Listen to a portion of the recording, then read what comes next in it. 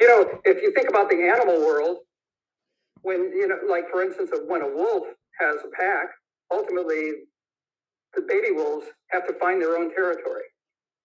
Yeah. So we're animals too. So we always try to find our own territory. Or maybe it got too cold or too hot where they were and they decided they wanted to move over. And curiosity too. I mean, we're curious beings.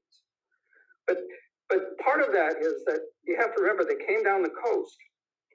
And at the end of the last ice age, when a lot of the fresh water was tied up in ice, the ocean was 30 miles west of where it is now.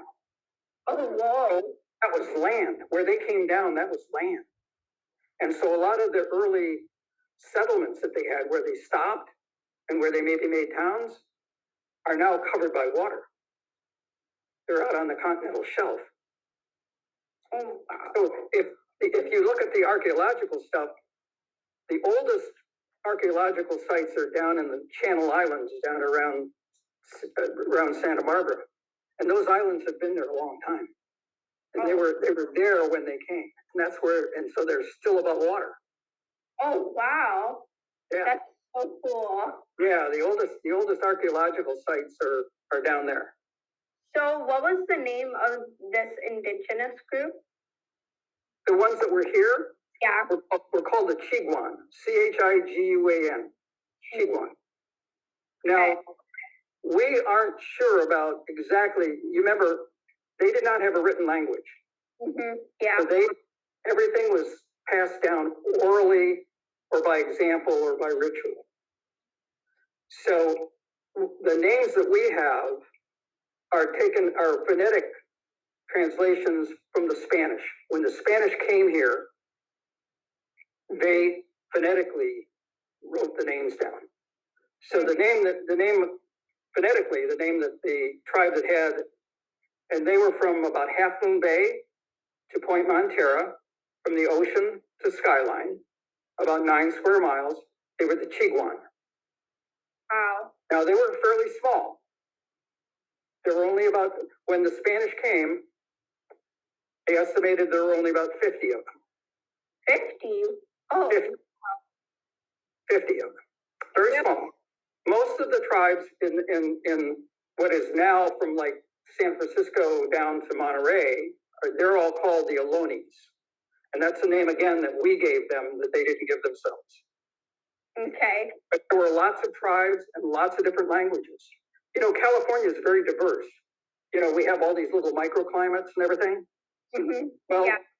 There was equivalent diverse in the people. The people had similar but different political structures. Some of them were matrilineal, women sort of ruled, others were men ruled. They have generally the same type of beliefs, but different. And a lot of it had to do with the environment that they were living in, because they were living basically sustenance living.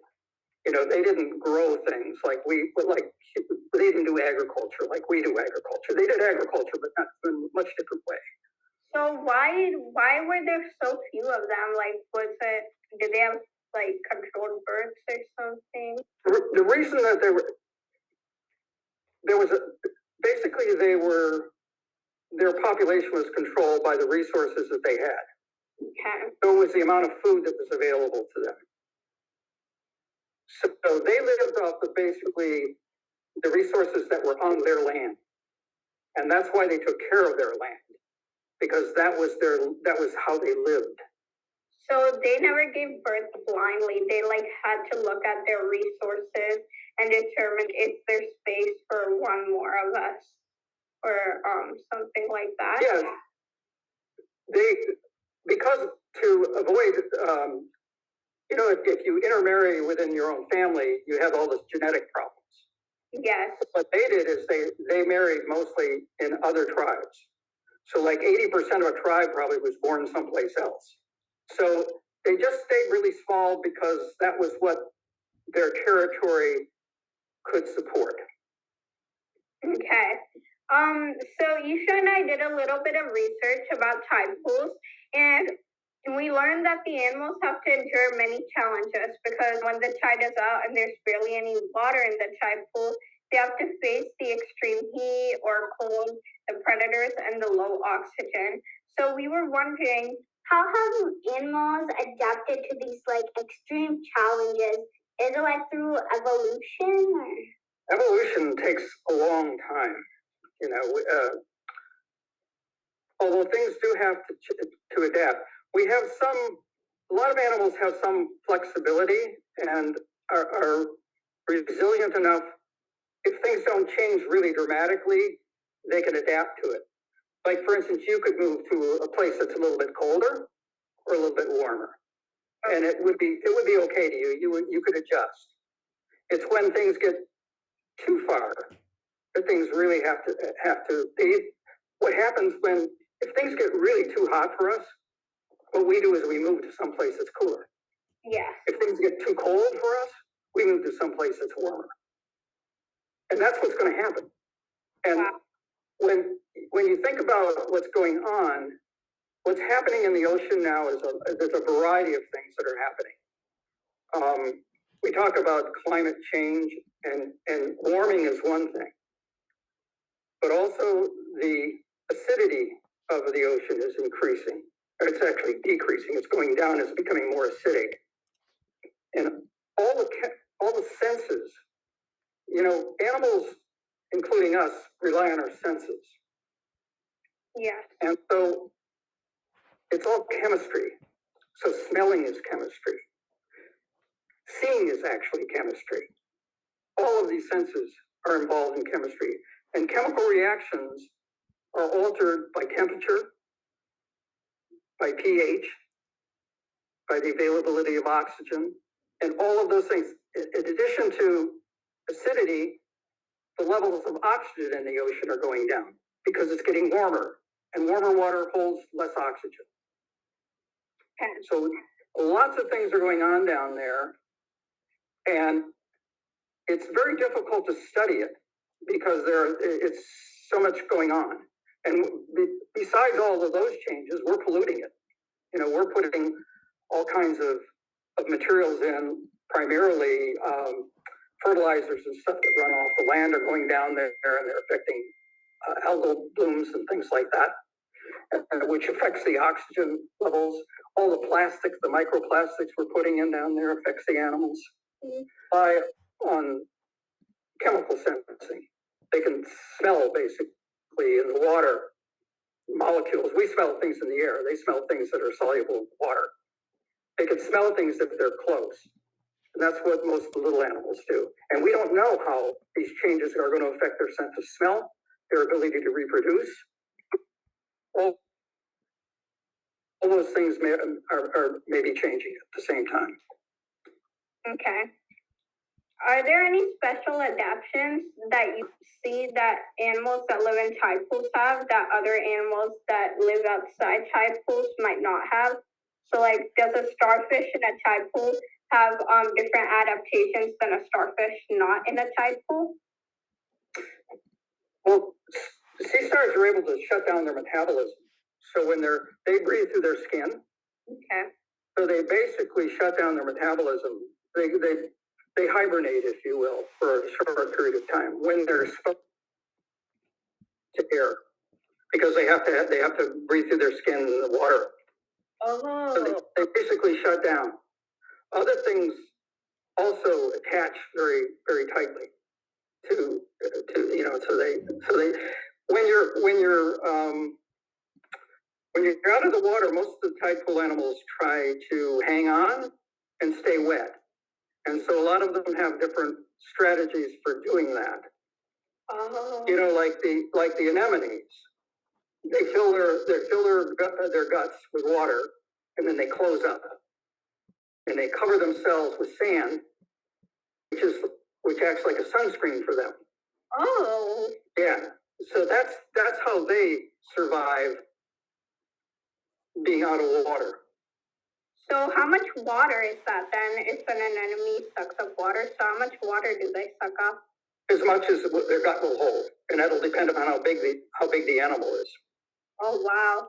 So you said the starfishes go into like a hibernation. So like, does that mean they're basically like hibernating for the couple of hours that the tide is out, and then when the tide's in, they like come out of hibernation? Yeah, and some of them actually have the ability to. They have these glands called duo glands, like the ochre stars. If you try to pull an ochre star off of the reef, no, it's really stuck down. Oh wow! And what it does is it has these glands, and one of the glands secretes an adhesive, and that's what locks them down. So they actually glue themselves to the rock. Oh, wow. And then they have another gland that secretes an enzyme that dissolves the adhesive once they get covered with water so they can move around. Oh, wow. That's so interesting. So that's protection from being torn off the rocks by land creatures that would come out there, or by birds or anything like that. Wow. So, like, how strong is that adhesive then? Like, pretty strong. It takes a lot to pull, and they have a lot of tube feet that stick on too. So it's very strong. Oh wow! What was something that made Fitzgerald so abundant in life? As I said, the diversity, and also the upwelling, the amount of nutrients. When the wind blows, it creates an upwelling. So there's these very cold currents running off the coast. And when the wind blows in the right way, it brings cold, nutrient-rich water up. And that creates nutrients for the algae. And so you have very, very vibrant algae growth. And a lot of animals eat the algae. And a lot of things that eat the algae get eaten by other things. So you have all this nutrition. You have to have nutrients in the water in order to have a vibrant algal and animal life. And this is one thing when you think about how things are tied together, you think about what's the biggest animal we have in the ocean? Or there are whales, blue whales. The whales. The whales play a huge part in the ecology of the ocean because they eat a lot. The reason they're so big is because they eat a lot. We get big if we eat a lot, which means they poop a lot. And their poop is nutritious. And so when you cut all the population of whales down, you get less whale poop out there. And the whale poop was like fertilizer to all the algae out there, all the out there. So when we started hunting whales and cut the whale population down, we were adversely affecting the ecology of the ocean without even knowing about it. Wow. So whale poop is so important. That's so cool. Absolutely. So, what are the advantages of animals living in tide pools? What are the advantages? Yeah. Why not live in a tide pool if they have to face so many challenges? Then do they get anything like an advantage for living in a tide pool? Well, there are challenges every place. We are challenged, and it just has to do with what challenges you can deal with as animals. So being able to get out of the water prevents them from having predators that are in the water going after them. Okay. So there aren't a lot, being in that milieu, there aren't a lot of other animals that can do that. So you cut down the amount of predators that you have, basically. Okay. So then are they able to deal better then with land animals than water animals then? Is that a thing there? Well, they have defenses, like a lot of them have shells. Yeah. So it's difficult to break through the shells, or they lock down, and it's difficult to get them off. So some humans are capable of probably the biggest predator of marine life. Some of the other animals, like if you were a coyote, you wouldn't go out there and try to eat barnacles or abalone or anything. You try to eat the seals, but you wouldn't try to eat, a lot of the shellfish because you couldn't crunch down on them. Okay. So, and why are tide pools important? So does having tide pools somehow benefit humans? Yeah, they're beautiful. So, are they like important generally in like the ecosystem? What would happen if we didn't have tide pools? Would the rest of the ecosystem, like the actual ocean, get affected? Probably. You have to remember that most of the animals that live in tide pools are broadcast spawners.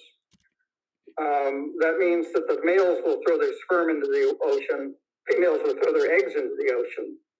The eggs will get fertilized, and then the larvae that come from fertilized eggs are out in the ocean.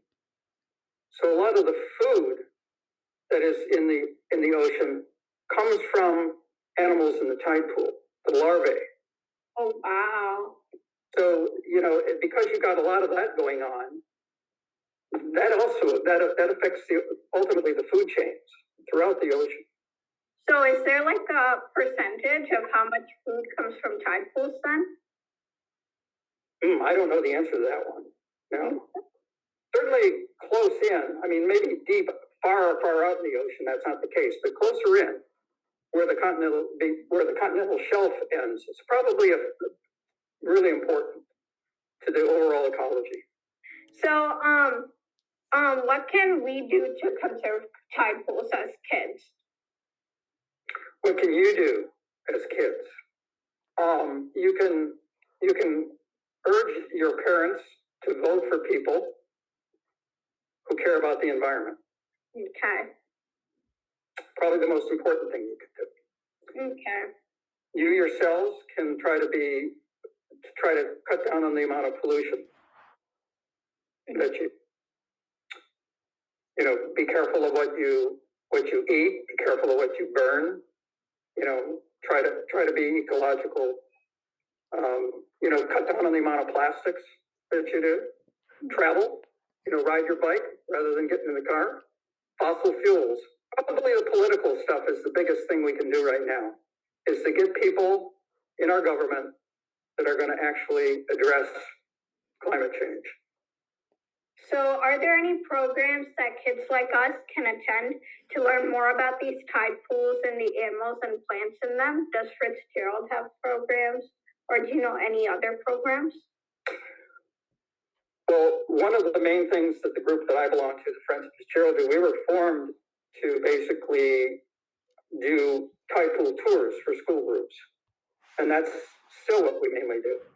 In 2010, the state of California decided to set aside areas along the coast of California, which would be totally protected. That you couldn't take anything and you couldn't disturb anything in those. And Fitzgerald is one of those areas. They're called marine protected areas. So they extend all the way along the coast. There's a whole, I forget how many there are. There's probably about 50 of them. All the way from the Mexican border all the way up to Oregon. Oh yeah. And so what they're doing now, there's what's called an MPA network, Marine Protected Area Network. And this is a bunch of areas, like the San Mateo County is one of the networks. Like Los Angeles County is one that has a network. And what they're doing is they're in the process of starting to do some seminars, which will be publicly available online this fall for the public, about climate change and the ocean and what we can do about it. Listeners, I hope you learned something new about tide pools. I know I did. I hope to see you again in the next episode. Bye!